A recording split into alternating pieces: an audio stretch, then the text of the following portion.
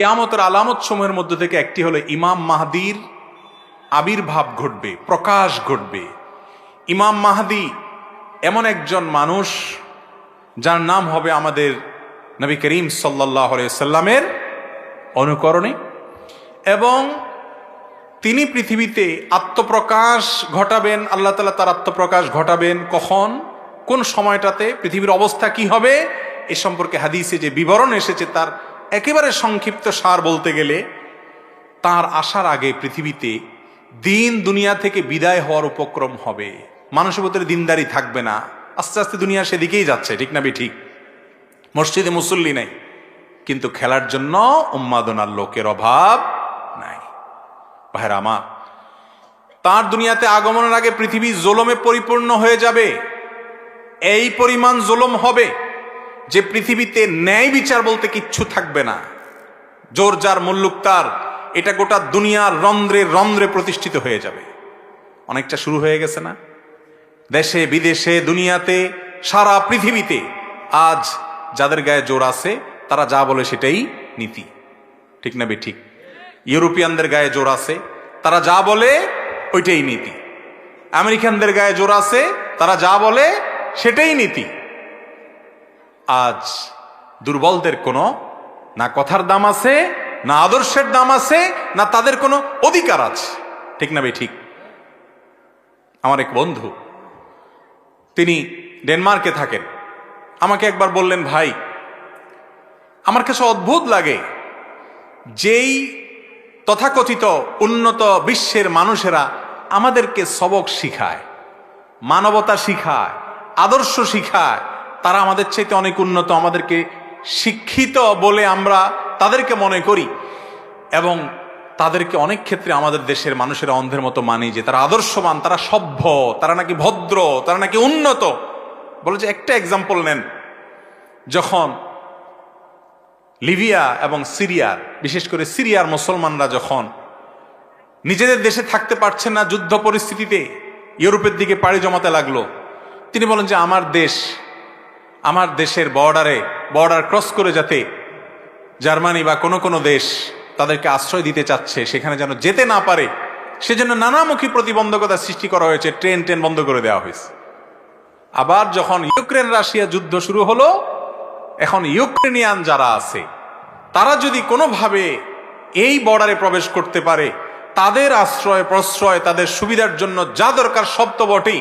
ওই ভাই বললেন যে স্কুলে ভর্তি পর্যন্ত আমাদেরকে বলা হয়েছে যে যারা এখানে বসবাস করো তাদের বাচ্চাদের পরে আগে ইউক্রেনিয়ান বাচ্চাদের ভর্তি হবে, তাদের অগ্রাধিকার।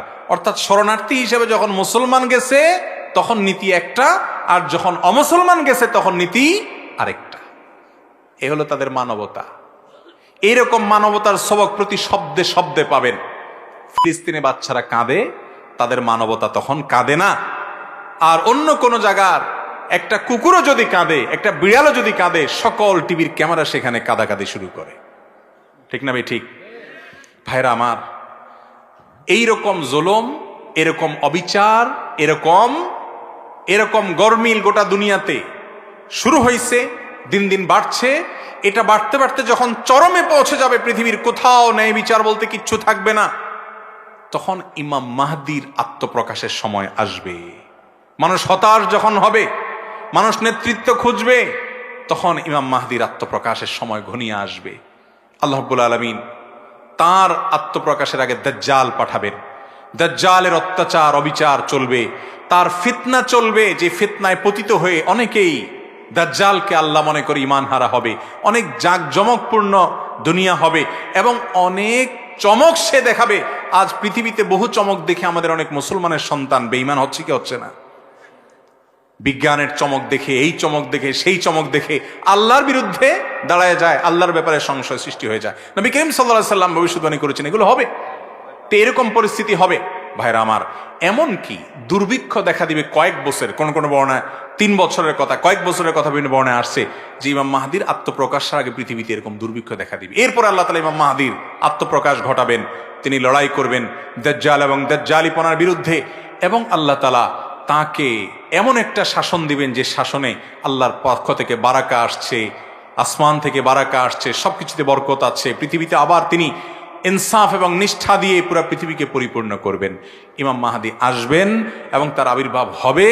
বিভিন্ন হাদিস থেকে এটি সন্দেহের আলোকে সন্দেহাতীতভাবে এটি প্রমাণিত।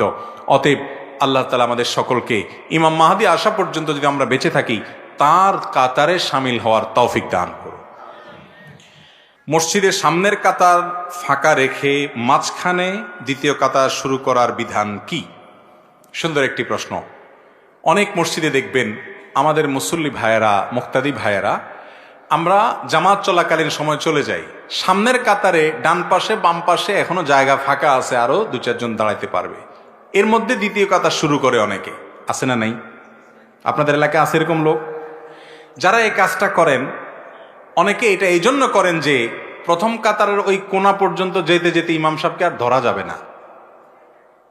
তো ইমাম সাহেবকে যাতে রুকুর মধ্যে ধরা যায়, বিশেষ করে ইমাম রুকুতে গেলে তামাশা দেখা যায় বেশি, তাই না?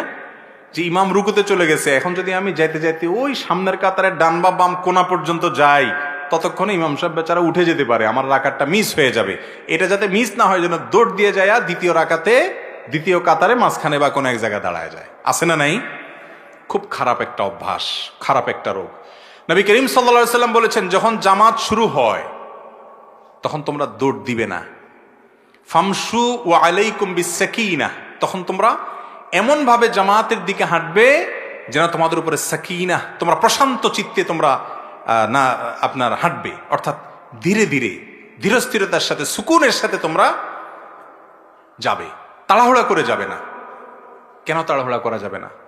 আল্লাহর ইবাদতে শামিল হতে যাচ্ছেন, যদি আপনি জোর দিয়ে যান, হাঁপাইতে হাঁপাইতে যান, তো আপনার মনোযোগ নষ্ট হবে নামাজের মধ্যে, আপনি পড়ে অ্যাক্সিডেন্ট করতে পারেন। ধীরস্থিরতার সাথে যাবেন। গুরুত্বপূর্ণ কোনো ব্যক্তির সাথে, একজন এমপির সাথে সাক্ষাৎ করতে গেলে আপনি দৌড় দিতে দিতে হাঁপাইতে হাঁপাইতে তার সামনে ঢুকবেন, যাওয়ার আগে কত পরিপাটি হবেন, সব ঠিকঠাক করবেন, পোস্টপাস দিবেন, সব ঠিক আছে কিনা, এরপর ঠান্ডা মাথায় প্রবেশ করবেন। ঠিক না ঠিক? তো আল্লাহর দরবারে যখন যাবেন এরকম দৌড় দিবেন না। অনেকে দৌড় দেয় জামাত ধরার জন্য, যে রুকু যাতে মিস না হয়ে যায়, জামাত যাতে মিস না হয়। এই জন্য নবীজি বলেছেন, ফামা আদরাকতুম ফাসাল্লু ওয়া মা ফাতাকুম ফাতিম্মু, আস্তে আস্তে হাঁটলে যদি ইমাম সাহেব উঠে যায়, রুকু থেকে উঠে যাক, একটা রাকাত মিস হয়ে যায়, যাক, যতটুকু পাও ততটুকু পড়বা। ওই রাকাত ধরার জন্য এত জোরে দৌড় দিবা না। আর রাকাত ধরার যদি এত ভালো আগ্রহী থাকে তাহলে আগে আসে নাই কেন? কথা কি বুঝাতে পারছি?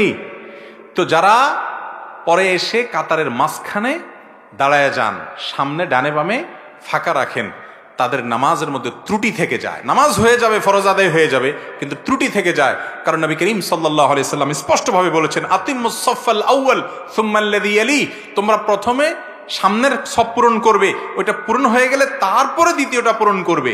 এবং তিনি বলেছেন, লা তাদাউল ফুরজাত বা লা তাদারুল ফুরজাত লিশ-শাইতান, কাতারের মধ্যে শয়তানের জন্য জায়গা রাখবান, ওটা ফিল আপ করবে, তারপরে সামনে পরবর্তীতে পিছনের দিকে আসবে। এই জন্য ভাইরা আমার, কখনো এই কাজ করা যাবে না। তবে নামাজটা কোনো মতো হয়ে যাবে, পূর্ণাঙ্গ হলো না যদি আপনি কাতার ফাঁকা রেখে আসেন। অবশ্যই কাতার পূর্ণাঙ্গ করে তারপর দ্বিতীয় কাতার, পরবর্তী কাতারে দাঁড়াতে হবে। অনেকে আজান দেওয়ার আগে কোরআন তেলাওয়াত, গজল এসব করে থাকে, এটা কি সঠিক? আজান একটা ইবাদত। আজান একটা কি ইবাদত? একটু আগে আলোচনায় বললাম, সেইভাবে করতে হবে যেভাবে মুহাম্মদ সাল্লাল্লাহু আলাইহি ওয়াসাল্লাম করেছে। অতএব তার আজানের আগে কোনো গজল তেলাওয়াত এরকম আলাদা কিছু ছিল? আপনি মাইক টেস্টিং করতে পারেন, ঠিক আছে, মাইক ঠিকঠাক আছে কিনা হো হা করতে পারেন, কিন্তু আপনি অনেক জায়গায় দেখবেন আজানের আগে অনেকক্ষণ ধরে এটা পড়ে সেটা পড়ে, দুরুদ পড়ে। আরে ভাই, দুরুদ আজানের পরে পড়া সুন্নত এবং সেটা আজানের সাথে সম্পৃক্ত না। আজানের পরে সবাই ইন্ডিভিজুয়াল দুরুদ পড়বে এবং আজানের দোয়া পড়বে, সেটা হাদিস দ্বারা সাব্যস্ত। কিন্তু আজানের আগে আসসালাতু ওয়াসসালামু আলাইকা ইয়া রাসূলুল্লাহ অনেক এলাকায় আছে। আবার আজানের আগে অনেকে গজল লম্বা আয়াত পড়ে না। ভাই, এগুলো কোরআন হাদিসে কোথাও করতে বলা হয়? আমাদেরকে আল্লাহ বলেছেন, মা আতাকুমুর রাসূল ফাখুযুহু, রাসূল সাল্লাল্লাহু আলাইহি সাল্লাম তোমাদেরকে যেটা দিয়েছেন সেটাকে ধরো। আপনি একজন মুসলমান হিসেবে খুঁজবেন যে রাসূল সাল্লাল্লাহু আলাইহি সাল্লাম আজানের আগে এরকম কিছু করতে বলেছেন কিনা, বলেন নাই, তো আমরা কেন করব? মাইক টেস্টিং করতে পারি, সেটা তো ভিন্ন বিষয়। ইবাদত হিসাবে করতে হলে অবশ্যই সেটা থাকতে হবে কোথায়? নবী করিম সাল্লাল্লাহু আলাইহি সাল্লামের হাদিসে অথবা আল্লাহর কালামে। বিধায় এটা করা যাবে না যদি কেউ ইবাদত হিসাবে করে। হ্যাঁ, মাঝে মধ্যে একটু গলা পরিষ্কার করার জন্য করলো, হ্যাঁ, একটু মাইক টেস্টিং এর জন্য করলো, সেটা ভিন্ন বিষয়।